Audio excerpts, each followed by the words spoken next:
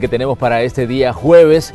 En estos últimos días hemos escuchado hablar muchísimo del Tribunal Supremo Electoral. Las agendas periodísticas han ocupado buena parte de su labor a los temas que surgen del tribunal y del trabajo que hace. Pero antes de saludar a nuestro invitado, les queremos poner algunos hechos en contexto para que entendamos por dónde vamos a ir con la temática de hoy en la entrevista. La encuesta más reciente de la Universidad Centroamericana, UCA, incluyó temas electorales. La respuesta de los ciudadanos que fueron entrevistados reflejan que la credibilidad en los partidos políticos sigue cayendo en picada. Pero también hay otro elemento que se pone en perspectiva: la poca confianza en el Tribunal Supremo Electoral. Un 81.2% de los consultados tiene poca o ninguna confianza en el tribunal, mientras que solo el 18.8% expresa mucho o alguna confianza en esa instancia. Al preguntar la calificación en una escala del 1 al 10 para el tribunal, alcanza un promedio de 5.5. Esto por el desempeño en las pasadas elecciones. Según el análisis de la UCA, es una de las notas más bajas en los últimos 10 años. Las dudas sobre la transparencia del proceso, la credibilidad del Tribunal Supremo Electoral y el descontento generalizado hacia los partidos políticos están afectando, según la UCA, las nociones fundamentales de la legitimidad de los procesos electorales. En redes sociales, quienes están a la cabeza del movimiento Nuevas Ideas, que está buscando convertirse en partido político, dicen que la credibilidad del tribunal seguirá bajando si le ponen obstáculos a su proceso de inscripción. Nayib Bukele, cabeza de Nuevas Ideas, dice que oficialmente el tribunal se va a convertir en el tribunal peor evaluado del mundo. A esto se suma que otros actores políticos piden la renuncia de los magistrados tras una corrección del resultado en la elección municipal de San Francisco Gotera en Morazán, donde se había dado el gane a Arena, pero tras un recuento de votos ordenado por la Sala de lo Constitucional, se determinó que el ganador era el partido Gana. ¿Pero qué está pasando con Nuevas Ideas? Los magistrados han dicho que están revisando los libros y que pronto darán una conferencia de prensa para dar su punto de vista. Pero mientras todo esto ocurre, el tribunal sigue preparándose para las elecciones presidenciales programadas para el 3 de febrero de 2019. De hecho, el tribunal ya envió a Hacienda su proyecto de presupuesto para estos comicios. 34 millones, espero que se den porque están totalmente comprobados, pero siempre tenemos que un tema de austeridad que siempre se te va a tomar en cuenta. Las elecciones presidenciales también comprenden voto en el exterior, transmisión de datos y observación de las actividades de los partidos políticos. Con estos temas, comenzamos la entrevista de esta mañana aquí en Hechos AM. Saludamos esta mañana al doctor Miguel Ángel Cardosa, magistrado del Tribunal Supremo Electoral, con quien vamos a hablar de los temas que les presentábamos en la introducción de la entrevista de esta mañana. Doctor, un gusto saludarlo, bienvenido a Canal 12. Manuel, buenos días, muchas gracias por la invitación. Un saludo muy especial a todas las personas que nos están viendo esta mañana. Doctor, hablemos de los resultados de esta encuesta que publicaba el Instituto Universitario de Opinión Pública de la UCA, donde, bueno, los resultados no le favorecen para nada al Tribunal Supremo Electoral. Hablaban de los bajos niveles de credibilidad, hablaban de una serie de problemas que se dieron en el proceso electoral. Pero, ¿qué lectura hacen ustedes de todo lo que está ocurriendo y todo lo que se está diciendo del Tribunal Supremo Electoral en estos días? Bueno, hay dos elementos que no podemos pasar por alto. Primero, este ha sido un tribunal de transición.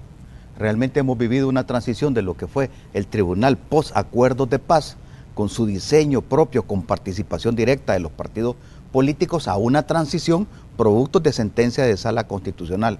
Es evidente que hay parte grande del sector de la población que ya no está conforme con ese diseño y ese funcionamiento y lo critican. De hecho, si usted ve las tres instituciones peor evaluadas, son los partidos políticos, la Asamblea Legislativa y el Tribunal Supremo Electoral.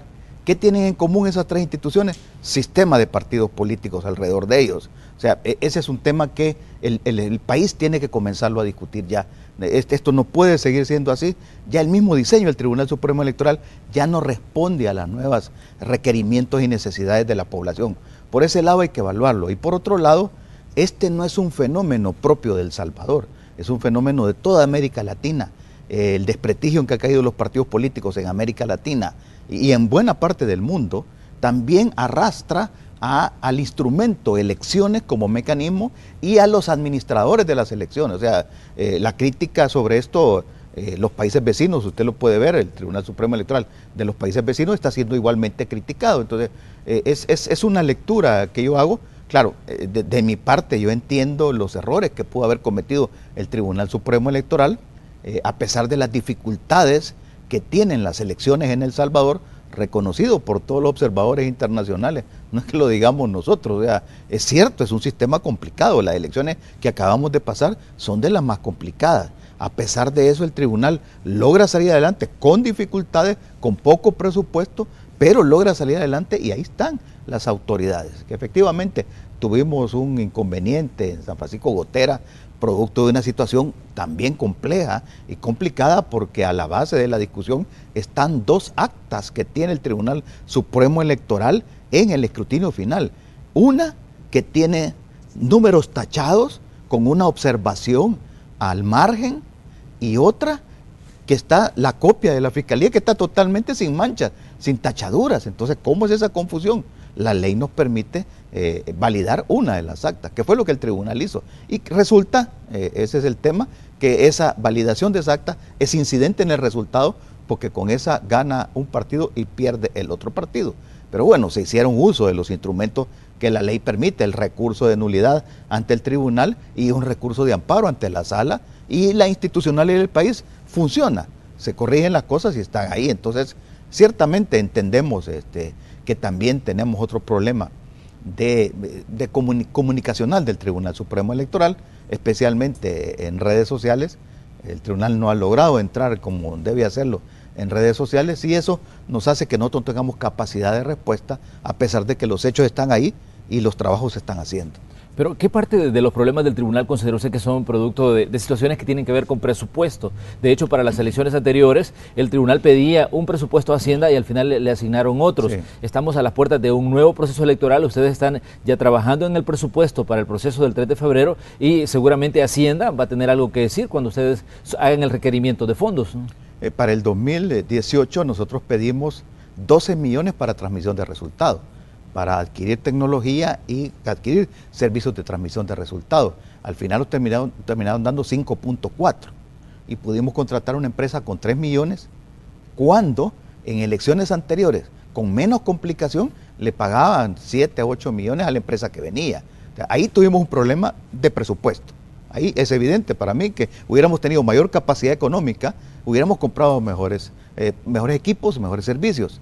No lo pudimos hacer. Entonces, eso también el país tiene que validarlo, tiene que reflexionarlo, porque el organismo encargado de hacer las elecciones, que técnicamente conocemos lo que tenemos que hacer, pedimos en aquella ocasión una cantidad de dinero para resolver el problema tecnológico, porque al final el voto cruzado, fraccionado, es difícil, pero si tenemos tecnología se puede resolver. Pero para eso lo pedimos en su momento, el dinero suficiente y la reforma de ley. Ninguna de las dos cosas las tuvimos, nos tocó ir a elecciones con esas dificultades, pero bueno, con todo y todo, ahí están los resultados, hemos logrado sacar. Yo dije una frase en aquella época: no vamos a hacer las elecciones que nosotros quisiéramos hacer, vamos a hacer las que se pueden hacer con las posibilidades que tenemos. Incluso en alguna vez lo dije también, las calidades de las elecciones van a bajar, pero creo que la población olvida muy pronto esas advertencias que uno hizo en su momento. Pero bueno, entendemos como oficina pública, entiendo muy bien que debo de responder a los requerimientos de la población, soy un servidor público y sé cuáles son mis responsabilidades, pero mis responsabilidades me las da el marco de la ley. Yo lo que tengo que hacer es cumplir la ley, y por eso seré evaluado yo. El presupuesto para las elecciones del 3 de febrero de 2019, ustedes ya se lo enviaron a Hacienda, ya le dijeron cuánto dinero necesitan para organizar ese proceso electoral en el que se va a elegir a un nuevo presidente. Lo hemos mandado al Ministerio de Hacienda, estamos en ese proceso de revisión que hace el Ministerio de Hacienda, que hace sus comparativos con otras elecciones anteriores, ve cuánto hemos ejecutado, revisa nuestro plan de trabajo, ve si corresponde, y entonces Hacienda nos dirá qué posibilidades económicas tiene el Estado de El Salvador para financiar las elecciones, lo enviará a la Asamblea Legislativa, y allá en la Asamblea hay una discusión política, que al final son las fuerzas políticas en la Asamblea Legislativa que nos terminan diciendo: con este presupuesto van. O sea, en el fondo nos están diciendo: estas elecciones son las que queremos. Entonces, vamos a la espera de este proceso para saber cómo vamos para la presidencial. La presidencial tiene una característica, es menos complicada técnicamente porque se van a contar solamente votos de bandera. Sí. No tenemos ningún problema en eso. Las dificultades son otras, pero será políticamente más complicada. Y desde ya estamos viendo el tema de la inscripción de las candidaturas, el desarrollo de las internas, en donde empieza ya el piso a moverse y a calentarse el ambiente. Entonces, políticamente más complicada, pero técnicamente es una elección que se puede manejar. Voto en el exterior también eso lo incluye en una elección presidencial, y eso también agrega otro elemento a considerar para ustedes como tribunal, ¿no? Correcto, es un proyecto nuevo que se incluye en el presupuesto que hemos solicitado. Estamos a las puertas. Ayer en la sesión ordinaria se aprobaron algunos puntos específicos de voto desde el exterior. Hemos puesto ya una fecha para que iniciemos el empadronamiento. Hay que recordar que los salvadoreños en el exterior, de quienes pueden votar desde el exterior, estamos hablando del salvadoreño que sacó su DUI, que tiene su DUI y que su DUI tiene dirección en el exterior. A esas personas nos estamos refiriendo porque aparece en el registro electoral, aparece en un apartado especial que son los residentes en el exterior, y los tenemos siempre en el registro electoral, pero en una base aparte donde está como residentes en el exterior. Ellos son los que pueden votar, y viene una etapa de empadronamiento que la ley de voto del exterior la establece, porque nosotros hemos adoptado, el diseño legislativo es voto epistolar, voto por correspondencia. Hay otros tipos de voto, como el voto presencial o el voto por internet. El Salvador adoptó voto epistolar. Y para eso, para cumplir con el voto por correspondencia, necesitamos saber cuál es la dirección actualizada y la que el ciudadano en el exterior quiere que le enviemos el voto.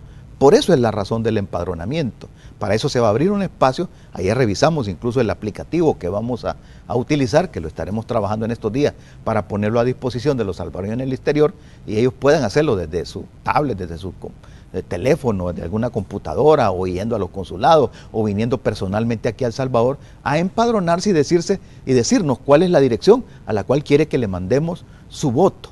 Y después estaremos revisando la metodología de votación, que son sobres que se le mandan al ciudadano, un sobre grande donde van 3 sobres donde tendrá que mandar sus votos, un voto para primera vuelta y un voto para segunda vuelta, para que él pueda ejercer también el derecho como lo dice la ley. Pero ¿cuánto cuesta, doctor, este ejercicio para que los salvadoreños que viven fuera puedan participar en esta elección? En el 2014 el tribunal pidió $7 millones para ejecutar votos del exterior. Es la primera vez que se hacía. Solamente le autorizaron 4 millones. Hoy, en el 2019, estamos solicitando 4 millones. Esperamos que nos aprueben los 4 millones para que podamos tener las condiciones necesarias para poder ejecutar el voto desde el exterior. Es importante decir que en este caso, primero, hay que contar con la infraestructura necesaria para hacer el empadronamiento. Segundo, la promoción necesaria, porque aquí sí tenemos que hacer promoción para que los salvadoreños en el exterior, en cualquier parte del mundo, porque ese es el principio universal, está aplicado en el voto desde el exterior, cualquier parte del mundo, si tiene su DUI con dirección en el exterior, puede empadronarse para poder ejercer el derecho, y que él sepa que tiene ese tiempo necesario para poder hacer el empadronamiento. Hay que hacer promoción a través de redes sociales, a través de los medios de comunicación tradicionales, incluso en los locales, en los países donde hay mayores grupos de población de salvadoreños, ahí tendremos que hacer la promoción correspondiente. Entonces, sí estamos trabajando sobre esa base y esperamos que esos 4 millones pues nos sean otorgados para poder ejecutar este proyecto. Doctor, cuando comenzábamos decíamos nosotros que hay muchas cosas que se están diciendo sobre el Tribunal Supremo Electoral. Las redes sociales se han convertido hoy en una forma de expresión y también de ejercer presión sobre el trabajo de las instituciones. En este caso, ¿ustedes como Tribunal Supremo Electoral se sienten presionados por la gente de Nuevas Ideas, por ejemplo, que todos los días está publicando información y está pidiendo que se agilice su proceso de inscripción? Mire, nosotros, como recién lo dije, como funcionarios públicos tenemos que escuchar a la población. Somos servidores públicos y como tal tenemos que escuchar a la población. Como jueces, personalmente pues tengo ya varios años de ser juez, entiendo lo que eso significa, la presión que se ejerce, y uno lo entiende, aunque hay en muchos casos presiones indebidas hacia los juzgadores, pero uno entiende eso y lo que hago es aislarme de esa situación, porque no puedo estar sujeto yo a presiones para un lado o para el otro. Eso no debe ser así. Los jueces deben estar con suficiente independencia para resolver como corresponde conforme a derecho. En ese sentido, Pues no, personalmente no me siento yo presionado por eso, sí me siento presionado por una actividad que el tribunal tiene que realizar y realizarla en tiempo, con los plazos que la ley establece y con los requerimientos que la ley nos da. Porque no se trata de inscribir a un movimiento como partido político solamente porque así. O sea, la ley, que es la regla que a mí me da, no tengo más atribuciones que lo que la ley nos da, eso es lo que debo de verificar, lo que dice la ley. Y para eso el tribunal tiene que tomar las providencias del caso. En el tema de la firma, deberá de revisar cada una de las firmas para ver si la persona corresponde efectivamente al nombre, si es el número de IDUI, si es la firma, si esta persona está en el uso de sus derechos políticos y por los tales aparece en el registro electoral y no tiene ningún problema, y además verificar que no esté afiliado a partido político.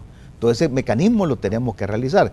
Usted entenderá que entre más documentos nos llega, la tramitología nuestra se complica, porque solamente la logística de mover los casi 2.000 libros que llegaron ha sido complicada para el tribunal. Yo sé que hemos revisado, incluso hemos trabajado sábado y domingo para poder revisar la información que nos llega y poderla pasar al registro electoral para que el registro haga su trabajo. Escanea cada una de las hojas para montar su base de datos y empieza a hacer la digitación para confrontar los datos. Incluso por ley, porque así dice la ley, representantes, delegados del movimiento político, del partido en formación, podrán estar presentes en ese momento que hagamos los cruces de firmas, así como dice la ley. Doctor, aprovechando su presencia, y creo yo que hay situaciones que se le debe aclarar al ciudadano. Existen plazos que cumplir en las leyes que rigen el sistema electoral salvadoreño. Nuevas Ideas está en un proceso de formación. Se inscribe, pero ¿qué pasa? ¿Puede en determinado momento todavía inscribir candidatos propios en una elección presidencial como la del 3 de febrero de 2019? Porque parece que existe, digamos, mucha ansiedad en redes sociales respecto a este movimiento, si se convierte en partido, así puede llevar su propio candidato a la presidencia y si los plazos le dan o no le dan. Háganos las aclaraciones necesarias para entender cuál es el panorama. Sí, bueno, aquí hay dos procesos. El proceso de inscripción del partido político que se conforme como tal y la posibilidad que el partido político pueda pasar y participar en las elecciones del 2019. Son dos momentos. La formación del partido político, después de verificar las firmas, nosotros tenemos que publicar en un diario de circulación y en la página web del tribunal, tenemos que publicar que está un partido político en formación y se abre un espacio para oposiciones, que después el tribunal tendrá que resolver. Si pasamos la etapa de oposiciones, el partido político se puede constituir como tal. Esto pues es evidente que por la cantidad de firmas que están llevando, existe bastantes probabilidades que esto llegue a constituirse como tal. Para participar en elecciones hay dos fechas que hay que tener presente. La última fecha para hacer la convocatoria a internas, porque para ir a elecciones hay que hacer internas. Sí. Y segundo, hay que hacer la última fecha para realizar las internas. Tercero, la fecha en que convoquemos elecciones y el momento en que se abre la oportunidad en que los partidos presentan sus candidaturas. La ley lo que dice es que 6 meses antes de la convocatoria de elecciones es el último momento para que los partidos hagan la convocatoria. Eso va a ocurrir el 3 de octubre, que nosotros convoquemos elecciones. Entonces el 3 de abril finalizó el plazo para hacer la última fecha convocatoria. Está pendiente el último plazo, la última fecha para realizar las internas, que eso será el 3 de agosto, 1 de agosto, aproximadamente por ahí. Entonces, ya en un primer momento dirá uno, bueno, no pudo hacer convocatoria. Ellos están haciendo algunos intentos, entiendo yo que ellos en su fase de inscripción, en la escritura de constitución, dejaron constituida una comisión política, una comisión electoral para que pudiera hacer estos mecanismos. He escuchado a algunos de los abogados que están de cerca con este movimiento que van a pedir que apliquemos directamente tratados internacionales. Eso puede ocurrir, eso es una circunstancia que no sé si va a ocurrir, pero es de los escenarios que nos imaginamos. También podrían irse a la sala de lo constitucional y decir que pedir que se haga una convocatoria previa es inconstitucional porque afecta el derecho al sufragio pasivo de alguien que quiere ser electo como tal, a participar en elecciones, y entonces si a la sala quita eso, quedaría solo la fecha del 3 de agosto y habría posibilidades. Hay diferentes escenarios, hay otro escenario que ya lo he escuchado yo en algunos medios mencionarse, la posibilidad de que más adelante Nuevas Ideas haga coalición con otro partido político. O sea, ese es otro tema. El tema si pueden participar es otra cosa. Y ahí hay diferentes escenarios y varias posibilidades para que esto pueda ser. Sí, definitivamente es importante escuchar lo que dice la ley y definitivamente ustedes como Tribunal Supremo Electoral pues tienen conocimiento de la misma y es importante que se hagan las aclaraciones pertinentes respecto a estos temas de los que, como decimos, se dice mucho todos los días. Vamos a hacer una pequeña pausa comercial, les invitamos a que continúen con el espacio de la entrevista de Hechos AM. Volvemos.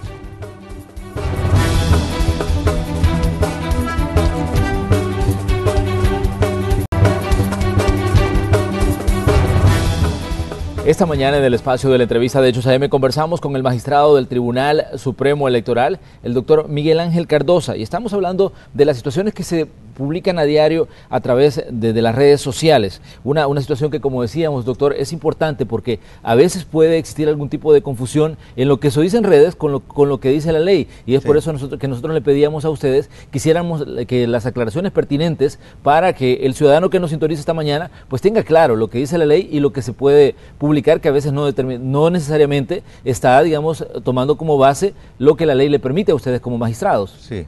Al tribunal le da 60 días para revisar la firma. Ese plazo es el que en ese nos encontramos y el tribunal ha destinado personal especialmente solo para eso, para estar en esa fase logística, porque hay que ir abriendo página por página, haciendo el escaneo correspondiente para ir montando la base de datos de todas las hojas que se han presentado, de todos los folios donde la gente firmó el respaldo para montar la base de datos y posteriormente la otra semana, ya incluso a presencia de delegados del Partido Nueva Idea, ahí se va a verificar digitando nombres y verificando con nuestro registro electoral, porque la gente tiene que estar en el registro electoral. Ahora, porque esto no quiere decir, y hay que separar, que si ese es una muestra del respaldo popular, que por cierto en una entrevista que me hicieron, una gente habló por teléfono y me dijo, mire, si hubo gente que hasta en páginas en blanco llenó y el respaldo era grande. Yo le dije, no estoy hablando del respaldo popular, estoy hablando de lo que la ley establece y lo que yo como autoridad tengo que verificar. Y es las hojas que autorizó el tribunal, porque todas esas páginas el tribunal las sella. Y cada libro el tribunal lo firma, los magistrados hemos firmado, entonces y después se nos devolvieron los libros y ya hemos entrado en esa fase. O sea, el tribunal lo que va a hacer es cumplir la ley, no tiene ni interés de que participe este partido o no participe. Nosotros en ese sentido no tenemos por qué hacer eso, simplemente si se cumple la ley, el partido tendrá la oportunidad de inscribirse como tal. Ya en otro momento veremos si se participa o no, porque este es otro punto interesante a comentarle a la población. Por el diseño legislativo que la ley de partidos políticos tiene, las internas son precisamente eso, son internas, es hacia adentro del partido y el Tribunal Supremo Electoral no tiene información de lo que está ocurriendo en los partidos políticos, más de lo que vemos en los medios de comunicación, de lo que sabemos porque públicamente se divulga, pero el tribunal no conoce si ya convocaron a internas, si han hecho internas, que quiénes son los posibles candidatos, quiénes están queriendo ser candidatos. Esa información no la tiene el tribunal la va a tener allá cuando hagamos la convocatoria de elecciones en el mes de octubre y se abra la oportunidad para inscribirse candidatos. Allá nos van a llevar todos los documentos. Allá posterior el tribunal va a verificar si se hizo la convocatoria en tiempo, si se hicieron las internas con todos los requisitos que establece la ley y verificaremos con las actas de escrutinio que nos mandan los partidos y verificaremos los papeles de los candidatos. Si cumplen, que no tengan inhabilidades, que cumplan con los requisitos de la Constitución, ahí están, las personas los pueden leer perfectamente. Todavía está a disposición en cualquiera de las tiendas virtuales para Google Store o Apple Store, pueden bajar legislación electoral, que es un aplicativo que tiene a disposición el tribunal, que es gratuito, lo pueden bajar, ahí pueden revisar las leyes, la Constitución, el Código Electoral, está la ley de partidos y ahí la gente puede informarse. Porque es bueno, como usted bien dice, que la gente esté informada, que las decisiones se tomen de manera informada. Doctor, como le decía, hay una cantidad de situaciones y entre las que se dice que en el tribunal existiría hasta cierto punto una conspiración para evitar que el partido se inscriba, que Nueva Ciudad se inscriba y que ya sería, digamos, un proceso de dilatación de todos los trámites que lleva. Pero usted nos dice, bueno, nosotros trabajamos con base a plazos. También sería importante que usted haga las aclaraciones pertinentes en este punto, ¿no? Sí, es correcto. No hay ninguna intención ni para inscribir o desinscribir a un partido político. De hecho, el tribunal ya lo demostró. El año pasado inscribimos al partido Vamos. Yo recuerdo que haber recibido llamadas en aquella ocasión que me decían, mira, es que dicen que el tribunal no quiere inscribir partido y no va a inscribir partido. Falso, ahí está inscrito el partido Vamos. Lo inscribimos, seguimos los plazos que establece la ley. Y entonces para nosotros el parámetro de cómo llevamos el desarrollo del partido Nuevas Ideas es cómo inscribimos al partido Vamos. Seguimos los mismos parámetros, los mismos requerimientos, los mismos derechos, las mismas obligaciones. O sea, no tenemos nosotros por qué, en ese sentido, como bien se dice en la frase, la justicia es ciega. No tenemos que estar viendo quién está detrás de este partido y a quién no y a quién sí. No, eso no lo puede hacer la autoridad que cumple con la ley. Y eso sí nosotros estamos verificando paso a paso como la ley establece. Pero, ¿qué piensa usted, doctor, cuando aparece Nayib Bukele en determinado momento ejerciendo algún tipo de presión? Y él decía de que el tribunal se corre el riesgo de terminar como el tribunal más desprestigiado del mundo o con menos credibilidad en el mundo. Bueno, Nayib Bukele como ciudadano, porque Nayib Bukele no aparece inscrito en Nuevas Ideas. Él no ha firmado ningún documento. Como ciudadano me merece todo respeto sus declaraciones. Voy a hacerlo hasta lo posible por no ser el tribunal peor evaluado. Mi trabajo va a ir en esa línea, para no ser ese tribunal peor evaluado como él lo señala. Y desde luego, como ciudadano, mi respeto a sus declaraciones. No tengo por qué comentar otra cosa. Una de las situaciones que más generó y llamó la atención durante el proceso electoral del 4 de marzo, doctor, fue el tema de Smartmatic. Una situación que se dio, el famoso script que dio problemas y que generó, digamos, una tremenda controversia que al final pues no abonó a la credibilidad del tribunal. ¿Qué decir sobre la contratación para la transmisión de datos en un proceso electoral que se avecina? Obviamente, sí, nuevamente el tribunal tiene que contratar este tipo de servicios, pero ¿qué decir de esta empresa y de lo que se avecina, ¿no? Es que nosotros en julio del 2017, nosotros tomamos la decisión y definimos cuál era la planificación tecnológica que el tribunal iba a tener. En aquella ocasión tomamos 3 acuerdos. Tomamos el acuerdo de seguir adelante con la donación de los escáneres para poder obtener los escáneres que AWEB nos estaba ofreciendo con el convenio de donación. Tomamos ese acuerdo, tomamos el acuerdo de que para el 2018 contratar una empresa que hiciera la transmisión de resultados, tomando en consideración la complicación del voto cruzado, del voto fraccionado y la experiencia que habíamos tenido en el 2015, y tomamos también la decisión de desarrollar el software que venía anexo a la donación, con la adenda a la donación, que era un software de un sistema de información electoral que también venía con la donación, con cooperación del gobierno de Corea y la AWEB y la Comisión Nacional Electoral de Corea, y desarrollarlo, aprovechar las elecciones del 2018 para que contratábamos a la empresa para que los resultados y desarrollábamos y probábamos este software para que ese fuera el que nos sirviera para la presidencial. Es así lo que ocurrió. Hoy hemos desarrollado, ya es un sistema que es nuestro, ya lo tenemos en nuestras manos, vamos siempre a tocar puertas para que venga la cooperación coreana y siempre nos respalde en este tema, pero es un sistema que el Tribunal Supremo Electoral tiene y ese es el plan A, utilizar ese sistema que lo probamos. Hay que hacerle los ajustes correspondientes y para eso pues ya estamos necesitando el presupuesto para que nuestros técnicos comiencen a hacer los ajustes. Y también vamos a trabajar un plan B, que es vamos a rescatar el software que se utilizó en el 2009, con el cual se hizo la transmisión de resultados en el 2009, y se va a revitalizar ese software para tenerlo como plan B y tener siempre la alternativa, porque el tribunal, desde la experiencia del 2015, no quiere quedarse solamente con un sistema, quiere tener siempre plan A y plan B a disposición, como lo hicimos hoy en el 2018. Entonces, ese es el plan y sobre esa base vamos a trabajar. Que siempre es necesario contratar servicios, eso es cierto, Manuel.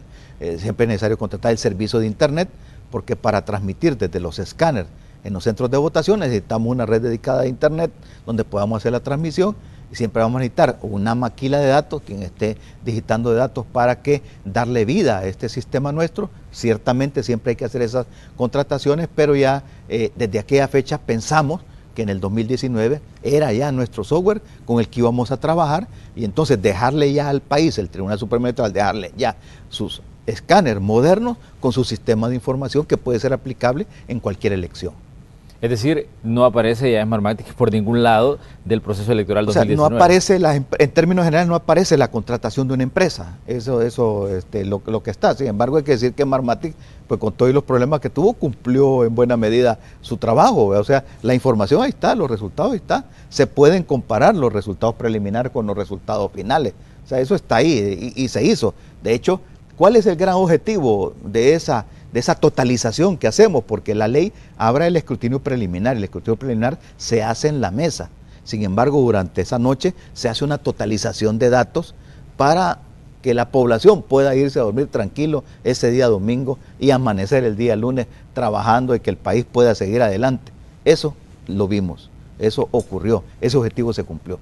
Ahora bien, alguien me decía ayer, aprovechando que usted iba a estar acá, me decía, pregúntele del padrón electoral, ¿qué pasa con la depuración del padrón? Sí. Me decía, pregúntele al doctor Cardosa, sí, por favor, si esta considera él que es una asignatura pendiente del Tribunal Supremo Electoral. Mire, es que cuando uno habla del padrón hay que aclarar los términos. Sí. Nosotros manejamos el registro electoral, esa es la responsabilidad del Tribunal Supremo Electoral. El registro electoral tiene reglas que el tribunal realiza constantemente y lo está depurando constantemente. Sin embargo, la información que le sirve al registro electoral para este proceso de depuración es el que viene del Registro Nacional de las Personas Naturales, del RNPN, sí, que es una recopilación de información de las 262 registros del Estado familiar, que son realmente los que generan la información. Entonces, si usted quiere revisar esto, tiene que comenzar allá, empezar por las 262 registros del Estado familiar, pasar por el RPN, llegar al registro electoral, y cuando vamos a elecciones, cuando nosotros cerramos el registro electoral, allá por octubre vamos a cerrar el registro electoral, y después en octubre se cerrará finalmente, editamos el padrón electoral, que es el número de electores con los que vamos a una elección determinada. Entonces aparece el padrón electoral. Entonces nosotros sí realmente hacemos diariamente, conforme nos va ingresando la información, cada información que nos llega a nosotros del NPN, lo depuramos y ahí es nuestra propia depuración. Sin embargo, modernamente hemos encontrado otros mecanismos de depuración, como podría ser, por ejemplo, que aquellas personas que tienen más de 5 elecciones, en no ir a elecciones, ¿por qué las vamos a tener en un padrón que sabemos que está inflado porque van gente que no van a votar?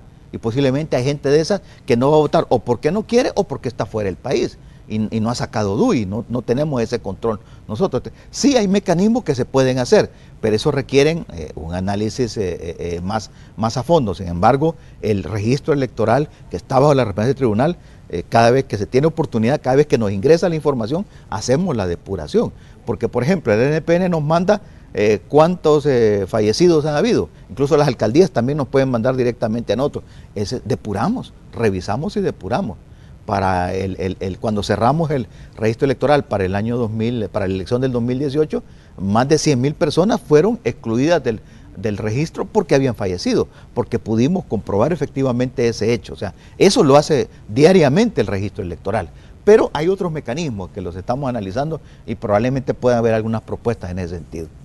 Doctor, la ciudadanización de organismos como la Junta Receptora de Votos, ¿qué lectura sacan ustedes como tribunal de esa experiencia que generó controversia en determinado momento? De hecho, me acuerdo que estuvimos conversando con usted en este mismo espacio y hablábamos de los problemas que se habían generado y el alboroto que había entre los ciudadanos por ese tema. Sí, bueno, aquí hay que recordar que este mecanismo de ciudadanización, que así le llamó la Sala de lo Constitucional, que realmente es un mecanismo de despartidización de los organismos electorales temporales, fue aplicado en un sistema mixto. ¿Por qué?